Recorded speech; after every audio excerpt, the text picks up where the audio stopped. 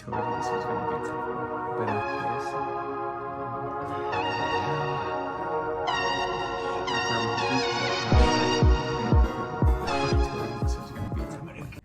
hey guys, so as you can see from the title, this video is about the hypocritical boyfriend. I want to begin first off by saying thank you to Brad for suggesting this. I know for certain I'm gonna have fun making this, even though it's probably gonna be a little bit awkward, not just because of the subject matter, but later on I'm gonna draw on inspiration from a comment or a question that I was asked, which is anything off limits? Like, do you ever teeter about whether or not you're going to discuss a certain topic in your videos? I'm gonna get into that. That's gonna be later on, and that's gonna be a doozy, so you want to hang around for that. But for now, let's just get into the hypocritical boyfriend. I think it's safe to say that many of us out there have probably had this experience to where you're in a relationship and one of the parties is the hypocritical boyfriend slash girlfriend, for that matter. Raise your hand if you've had this experience. I am raising mine, but because I was the hypocritical boyfriend. And there are certain things that I really just want to make sure that I bullet point in this video.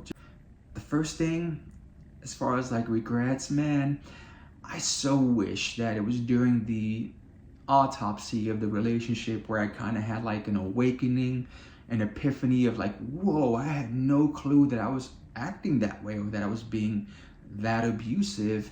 But that would be a load of cap. I knew exactly what I was doing. In real time, I was aware that I was the bad guy, and simply, I just kept making the wrong decisions every time. You know, it's kind of like I knew that if I acted a certain way, it wasn't going to end well for me. Not only that, but I didn't even like myself when I was doing that. But when I even thought about taking a better path, taking a different, more healthier route, I still, in the end, decided to take this functional road, you know, each and every time. And the other thing that I don't want to do is go, oh, it's because of what happened to me when I was a kid. It was totally my fault. 100% I take the blame for everything, because ultimately I was an adult, and no matter what happened, I should have made better decisions, especially when it came to someone that I loved. So I take the hit for that completely. One thing that I will say for myself, at least, is that while that was happening, it wasn't like I had this, I wanted my cake and eat it too kind of situation. I knew that what I was doing was bad while it was happening, and I didn't like myself because I was acting that way. I was totally insecure. So that leads me to another point. I know sometimes people would say, wow, for you to be in a relationship with a hypocritical person, there has to be something wrong with you. You have to have low self-esteem or insecurities. And what I will say, again, at least for my situation, is that was not the case. My boyfriend actually had really good self-esteem. I was the one with low self-esteem. I was the one who had tons of insecurities. As a matter of fact, it never would have worked if he had low self-esteem or insecurities. I needed the yin and the yang for that, you know, for us to last as long as we actually did, because we were together for a bit. And it was only because he had good self-esteem, and he was secure in himself. So he wasn't super worried about what I was doing. Again, maybe he probably should have, the way this is going to end up. But actually, no, he shouldn't have, because it wouldn't have ended well for him either way. No. So yeah, things happen the way they were supposed to happen, right? Another point that I have to mention is that it's so weird. Looking back now, I look at him and I look at myself and I think, oh, we were actually kind of equal in many ways, as far as like looks and personality and all the, you know, the traits that you kind of bring to the table when you're first meeting. The thing with me and being insecure is that I never looked at us as being equal. I looked at him being way better than, way more superior to me. I could never see myself the way other folks did. So it didn't matter how people kept saying, oh, you guys are the perfect couple and you have so much in common and blah, blah, blah. It didn't matter what he said to me, no matter how many times he tried to reassure me.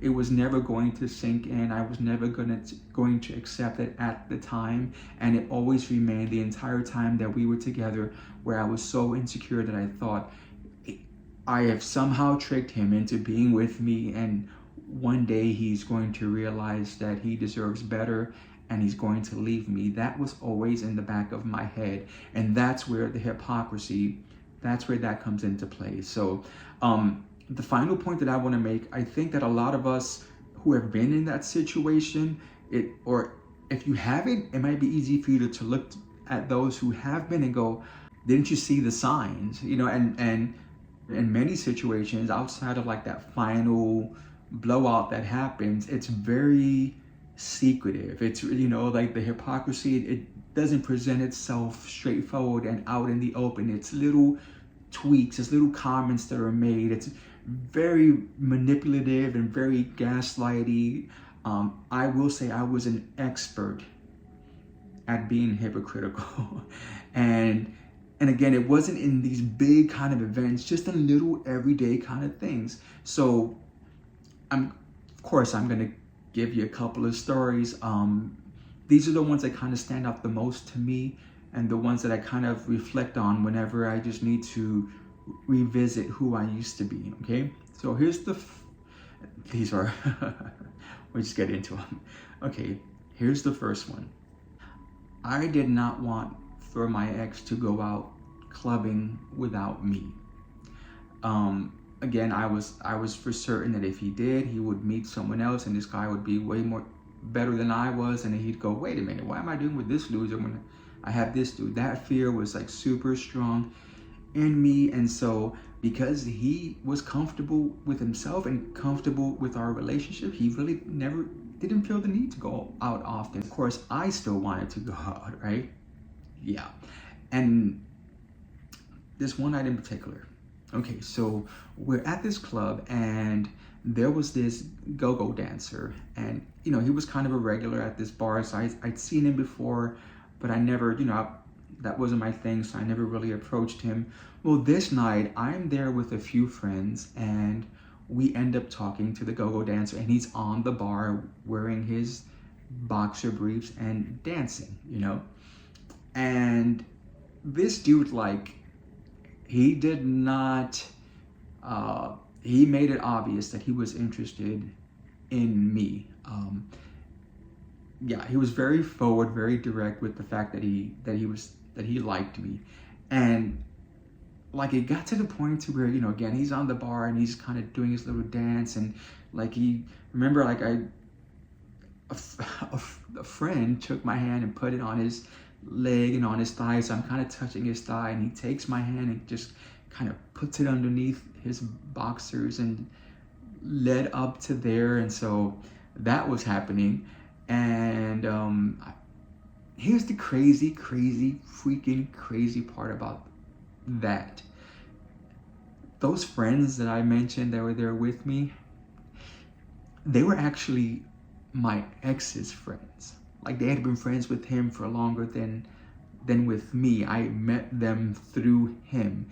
And I was so good at manipulating and gaslighting not only my ex, but even his friends, to where they were kind of egging me on. And I don't even know how I did it, but that was the case. He gave me his number. He told me that he was going to go do a little circuit around the state, but when he got back into town, he wanted to go on a date with me, and all of this was happening in front of my ex's friends. I don't know what I said to make it okay. They should have stopped me. They should have checked me. They should have told my ex, because it wasn't like they were bad people or anything like that. Whatever words I used, it kind of, they were okay with it. And I think about that now, and it's like, oh my gosh, I can't believe that I actually did that. And I don't even know why.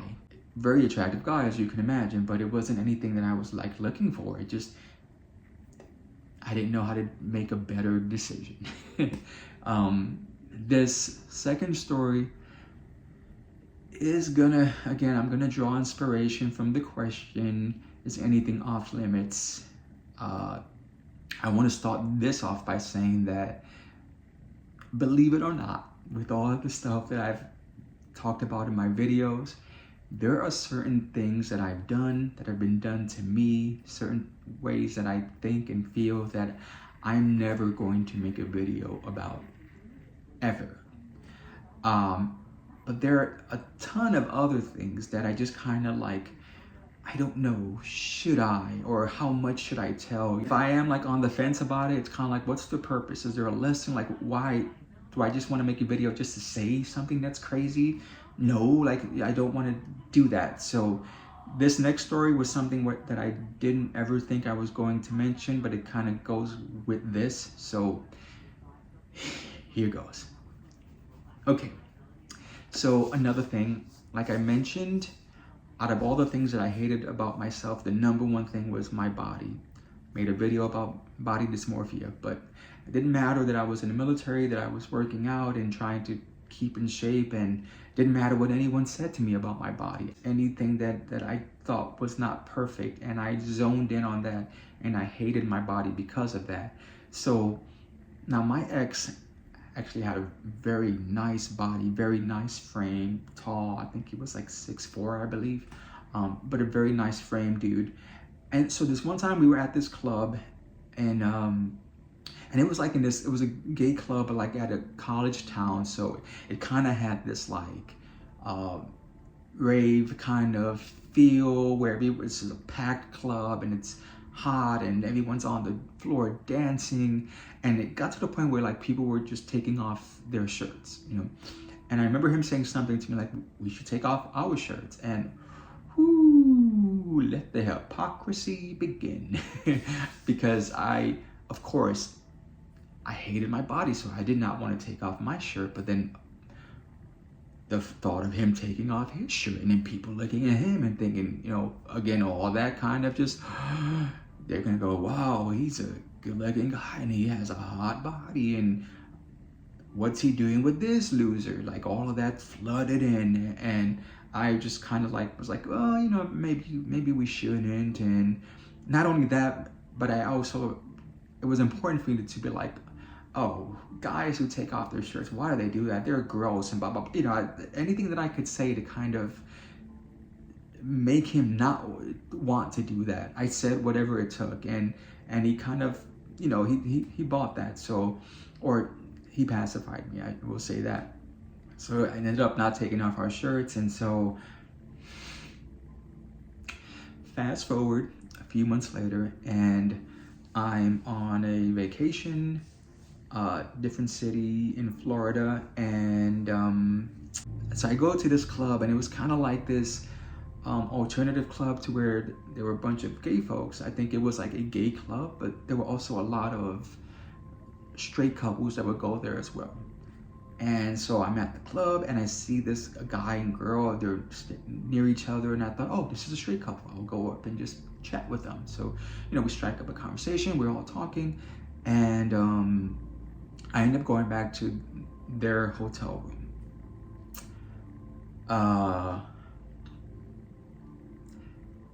And yeah, I ended up sleeping with the dude. That's not even the worst part. So here's the worst part. So they tell me that they're in town for work, and that they're actually photographers. And so he goes, okay, why don't you want to come by tomorrow and see me at work, you know, see me do my thing. And I'm like, yeah, that'd be awesome. That'd be super exciting. So he said, just stop at the front desk. They'll tell you where to go. They'll take you, blah, blah, blah. Cool. So next day, go to the front desk. They kind of walk me to where the pool area is at. And everything is kind of like roped off and curtained off. Like you couldn't see the pool, and it was locked. So they opened the door. I go into the pool area, and this guy they're both there. And here's the thing, they were photographers for a nude magazine. And so there are people there, you know, and they're taking pictures of them and with different poses and doing some like kind of doing stuff with each other, but not really, you know, just kind of like the image of that. And yeah, that's the situation. So they finish up, they end up, you know, the models leave, and the girl leaves, and it's just me and him there. We're just kind of just talking, and he says something like, you know, you should let me take pictures of you. And I'm like, no, like, yeah, no. And he's like, come on. He goes, you have a really nice body. And I'm like, no, I do not. And he's like, I've seen it intimately. You have a nice body. And, you know, he's just trying to get me to take pictures. So eventually I say, okay. So he said, I promise you, I will make you look fantastic. And he did. Like, he had the lighting and shadows and angles, and you know, he was directing me, and I'm just making all these poses, and you know, I could see from his camera what he was taking, how the images, and they looked, I have to say, they looked great. So he said, what do you think about me like posting them, you know, putting them in the magazine? And I'm like, oh no. And he goes, okay, how about this? He had the release forms. He goes, hey, just sign these. You know, he goes, what I'm going to do is I will develop them. I'm going to I'll mail you a copy of them. You can look them over. If you decide you don't, just let me know and I won't. But I think you're going to love them. I think you're going to want this. So I said, okay. I don't know what the hell I was thinking, but yeah, I signed them. I signed everything, and that was it. We parted ways. I went back home. But he kept his word. I did receive copies of the photos, and they were great photos, to be honest with you. I was super impressed. Again, it wasn't so much that I was impressed with myself, but I was impressed with him, thinking, oh, he really knew how to show me off, if that makes any sense. So we talked, and he's like, so what do you think, you know, can I post them? And I said, yeah, go ahead. So I keep saying posted, but this was back in the day before internet, so he put them in the magazine, we'll say that. And so I kind of didn't think about it that much after that, to be honest with you. The magazine is actually a very known magazine, but I didn't want to think about it. Like, after that, I just remember I was super embarrassed and kind of like doubting, like, what was I doing? Not only that, but the fact that I slept with that dude, that was kind of like where I was like, okay, there was some part of me that was actually, my decent part of me started to take over, and I thought, I gotta do something with, you know, I am not good for my ex, and he's a great guy. So that kind of began to think, like, I have to break up with him. So that's going on. And so I didn't want to even think about the magazines. And so I didn't. Life kind of moved on. I had the copies of the photos, and it wasn't until like it was like maybe a year later where something started to happen, which actually still happens to this day, like abnormally often, is that people will say, you look familiar, I feel like I've seen you somewhere. And that started to freak me out, especially if it was someone who I thought might be gay. So I'm like, well, no. And like, no, I have a twin somewhere. You're like, but again, it would happen often. And so that started to freak me out. Years went by. It wasn't until later on where there was one time where I had, I decided to, let me go on the website, but now we have the internet. And I went to the website of this magazine, and I was able to find those pics right when a friend of mine was behind me. It was like the weirdest thing, but she's like, wait, that's you. And so I do have one friend who's actually seen the photos.